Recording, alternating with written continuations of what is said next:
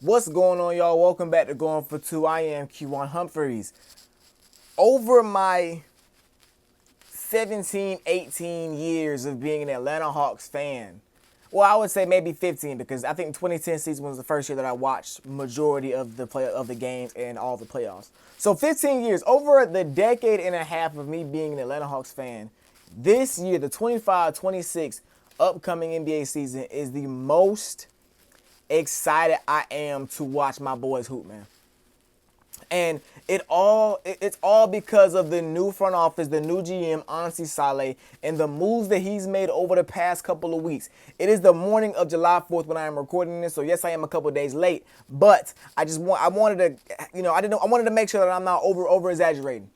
Because if I was just going to hop on the camera as soon as moves were made, then I would be talking a bunch of crazy stuff. I'm probably still going to be talking a bunch of crazy stuff in this video. But I wanted to get my thoughts together and make sure that I was not going to make of this video before any more moves was made. Now, after the signings that took place on June 30th, it seems like that's pretty much it for the Hawks. If anything else happens for the rest of the league, I will hop on here and talk about it. But for this video, I'm going to keep it at home. I'm going to keep it with my boys, with the Hawks, man. It's not so often I can talk about the Hawks on this channel, but hopefully this year I will have the opportunity to do so. So, before I dive into this year, I want to go back to last year. I want to go back to last year when the DeJounte Murray trade went down, and we traded away DeJounte Murray for a package that included Dyson Daniels, Larry Nance Jr., E.J. Liddell, Cody Zeller, and 2 first-round draft picks. I don't know if it was that much, but I know we got 2 first-round draft picks. A 2025 draft pick, first-round draft pick that belonged to the Lakers, and 2027 first-round draft pick that belonged to the Milwaukee Bucks. And that trade went down, and I said, man, it felt like we could get more for DeJounte. He had a really good year. It felt like we should have got at least a Brandon Ingram out the deal. Fast forward a year from that trade, Dyson Daniels was second in Defensive Player of the Year voting. He was the most improved player, led the league in steals. I think he broke the steals record. Larry Nance Jr. played great minutes for us, and we ended up getting the 22nd overall pick from the Lakers that we got from that trade. And that 22nd pick was packaged up with, Georgie Niang, Terrence Mann, you know what I'm saying, and additionally added to the Brooklyn Nets. It turned into Kristaps Porzingis. And Kristaps Porzingis, when the trade went down, when the news went down, I was ecstatic. I was very, very lit because I said, man, Porzingis, yes, he has his health problems. Yes, he dealt with that random illness this year and struggled in the playoffs. But if this guy is healthy, he's going to be the best big that Trey Young has ever played with. A big that can protect the rim. He's 7 foot tall. A big that can stretch the floor with a sniper from three-point range. He's going to be just a perfect fit to put beside Trae Young, and we still have Onyeka Okongwu, who's going to add to that backcourt, to that front court depth. I'm sorry. And then, we progressed the very next day. So the day before the draft, we trade for Kristaps Porzingis. I'm already excited.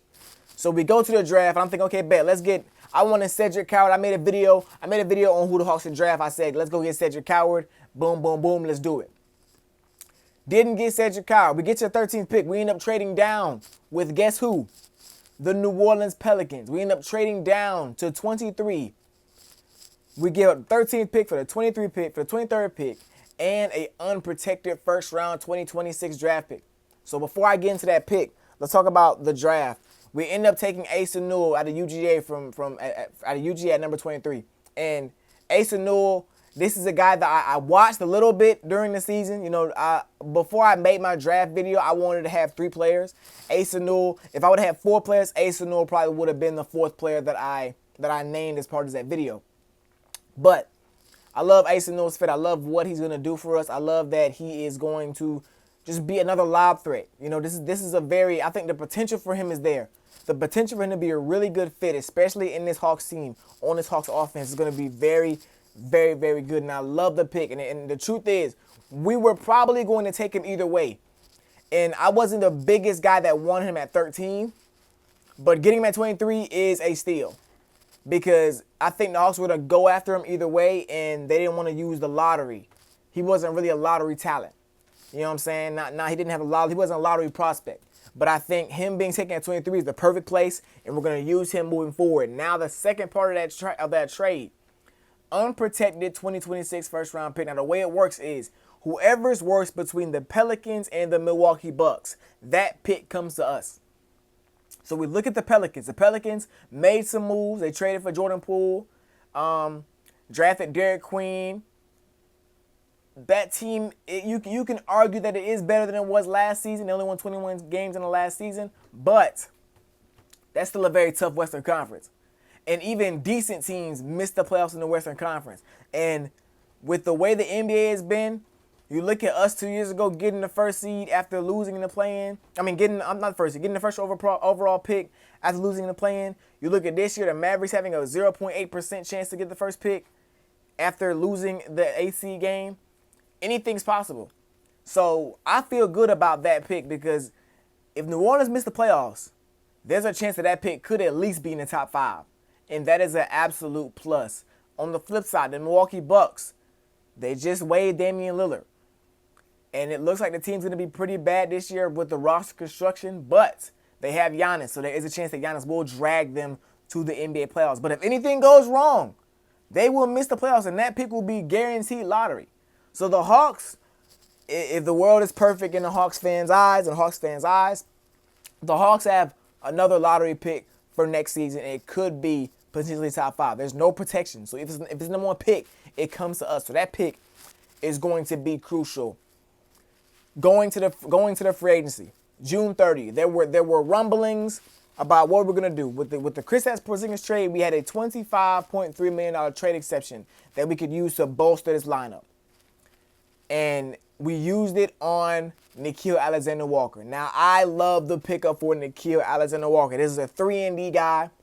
A guy that has shown he can be a playmaker because the Timberwolves use him as a secondary, tertiary playmaker at times when he was on the court. They had no problem doing that.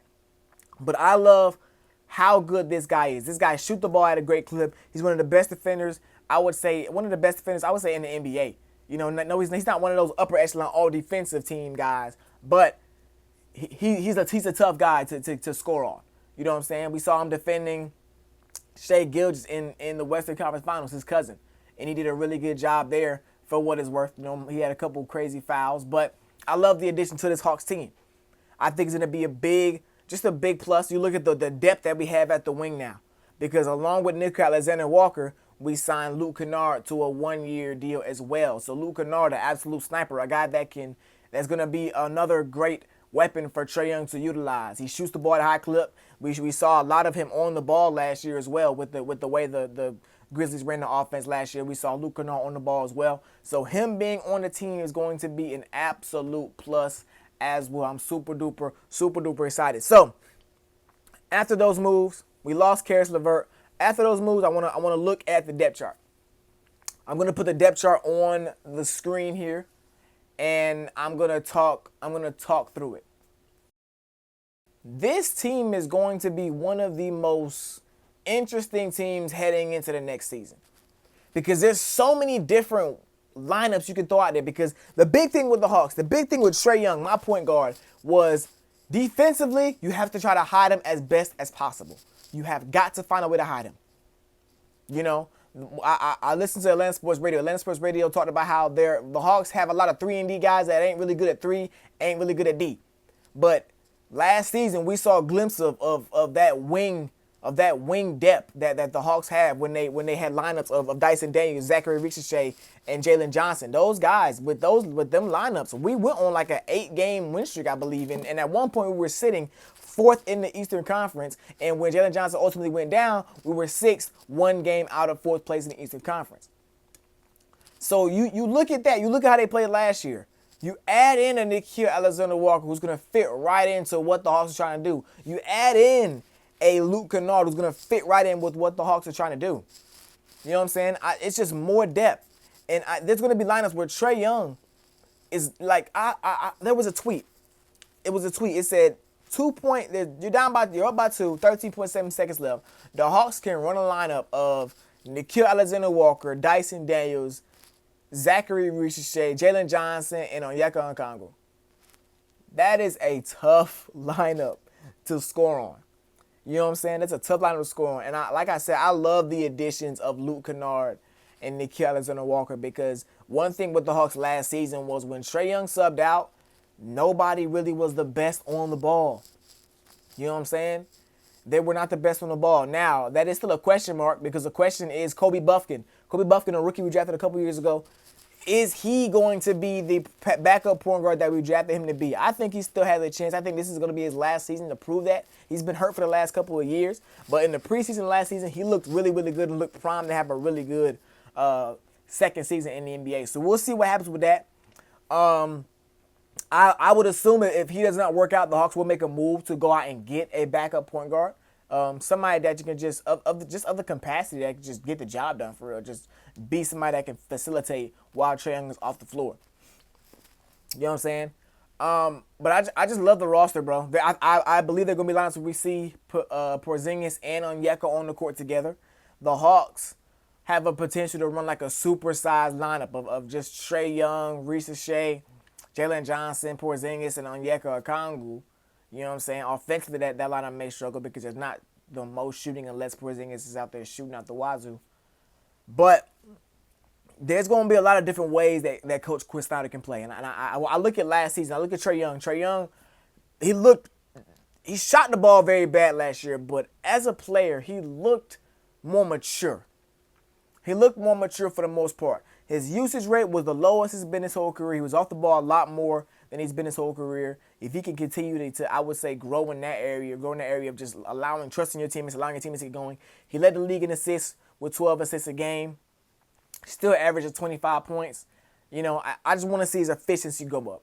I want to see his efficiency go up. Defensively, he was a lot better last year as well. He's not going to be this lockdown defender, but just being more active, being more intentional on the defensive end, that's what you want for Trae Young. Trae Young, you want Trae Young to be one of the highest steals leaders in the NBA if you're the Atlanta Hawks. If he can do that, then it's an absolute plus.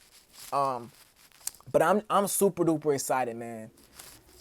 Porzingis' health is going to be the biggest question. It's going to be the biggest question for the Atlanta Hawks because if he's healthy, this team's ceiling goes way up than what it is. If he's not healthy, then I still think this team should make the playoffs. They should still be a top 6 seed, even if Porzingis has to miss a good bit of the season, just because of the depth that they have. This is one of the deepest teams in the NBA. You know, their top 10, their top 8, 9 are really capable basketball players, and there's a bunch of things I'm looking forward to seeing. Zachary Reese, second year, he played really good the second half of the season. He's really found his role. He's gonna be our Klay Thompson. You know, not maybe that's an exaggeration, but the way he plays, he's barely gonna dribble the ball. He's gonna catch and shoot. He's gonna get on transition. He's gonna play defense. He's gonna do that. He's not gonna dribble the ball too much. He's not gonna create too much. And I think that's a good spot for him to be in around a Jalen Johnson, around a Trae Young. You know what I'm saying? So should be really, really good. I'm really, really excited. Before I close, I want to talk about the ceiling, where I see the Hawks finishing, and I'm going to be honest. If I'm going to be realistic, I'm going to say they're going to make at least the second round of playoffs. At least second round. Going to the conference finals depends on their matchup. And it depends on the seeding. Now, I guess all of it depends on the seeding because I guess if they go out and become the A seed and have to play Cleveland in the first round, that's going to be tough as well. But Cleveland, I think the Hawks can beat Cleveland. I think they could have beat Cleveland this year. They were healthy. They beat them twice already. But very high expectations for the Hawks, man.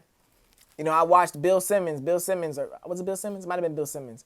But he said there's a chance that Trae Young, like, maybe it was Bobby Marks, later in his career, you could be looking around and the Hawks could be up 2-1 in the second round. It's like, dang, this Trae Young-led team is doing this.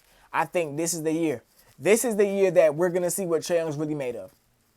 This is a guy that puts up the numbers every year. He's not for having quote-unquote empty numbers. This is going to be the year for us to see if his numbers are really empty. Because if he puts up big numbers this year, this team should be really good. So I'm really, really super duper excited to see what happens, man. I ain't got nothing else. Let me know in the comment section how y'all feeling about the Atlanta Hawks, man. Going for 2, we out of here. Yeah.